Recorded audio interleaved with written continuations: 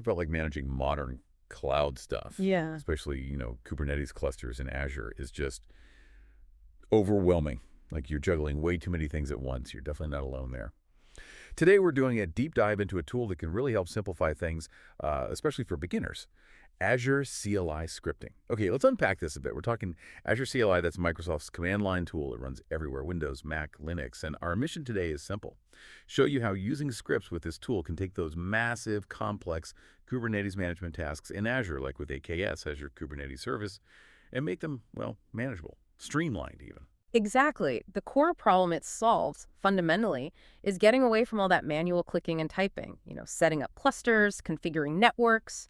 Doing it by hand is slow. And worse, it's prone to errors. You miss one step, set one thing differently, and suddenly things don't work. It's a nightmare for consistency. So Azure CLI Scripting gives you a way to define all that infrastructure as code.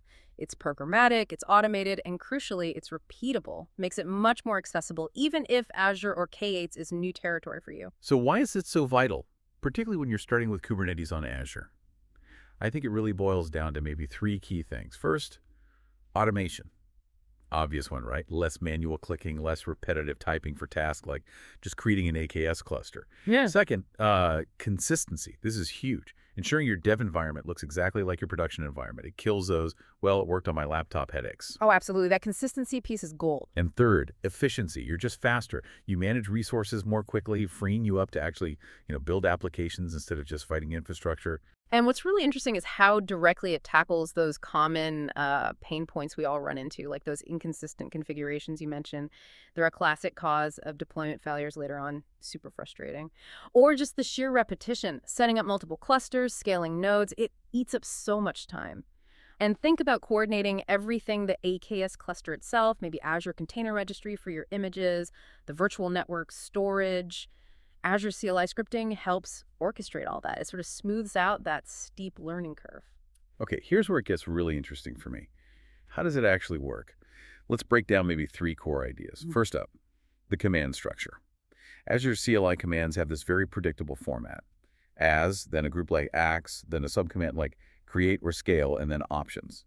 So like as ax create to build a new cluster, or as ax scale to change the number of nodes. It's a consistent language for controlling all sorts of Azure resources, clusters, networking, storage, registries, you name it. That predictability is key. Makes it easier to learn and use. Definitely.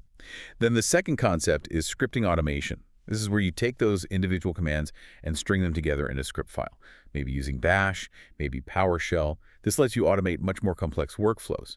Imagine a single script that not only spins up your AKS cluster, but maybe also sets up monitoring and deploys your first application, all in one go. Plus, you can use variables for dynamic settings, add conditional logic, error handling, make the scripts pretty smart. Right, and that leads perfectly into the third piece, which is the integration with Kubernetes and CI/CD.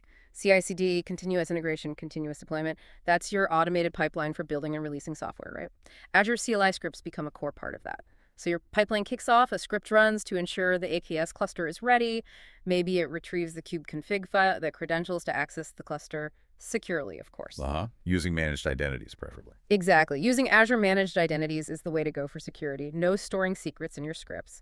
Then the pipeline might use something like Helm to deploy your application onto that cluster. It all flows together. That paints a clear picture. So contrasting this, scripting versus just typing commands manually in the terminal. Where's the real dividing line? Yeah, good question. Manual commands are fine for quick checks, one-off tasks, maybe some initial exploring or troubleshooting. Let me just quickly check the status of this pod. But the moment you need repeatability, reliability, or scale, that's when scripting shines. Think about managing multiple clusters or ensuring your staging environment perfectly matches production. Manual just doesn't scale and invites configuration drift. Plus, with scripts, you get version control. Store them Git, track changes, collaborate. Treat your infrastructure as code. That's a massive advantage over manual changes that nobody remembers.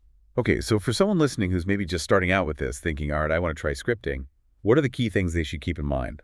Any potential pitfalls? Definitely a few things. First, structure your scripts well. Make them modular, maybe break complex tasks into smaller functions or separate scripts. It makes them easier to read, reuse, and debug later. Second, absolutely use Git or some version control. Treat those scripts like your application code. Track every change. Third, Prioritize security. Use Azure Managed Identities wherever possible to authenticate your scripts to Azure. Avoid embedding passwords or keys directly in the scripts. That's a huge no-no. Big one. Yeah. And finally, test, test, test. Always run your scripts in a development or testing environment before you ever point them at production resources.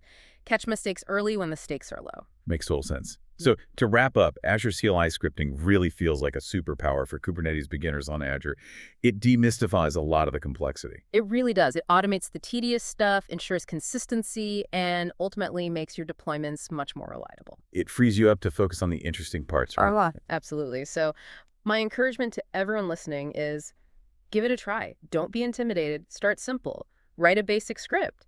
Maybe just use Bash to create a small AKS cluster. Just follow the examples you find online. See how it feels to automate that process. That's great advice. And maybe a final thought to leave everyone with.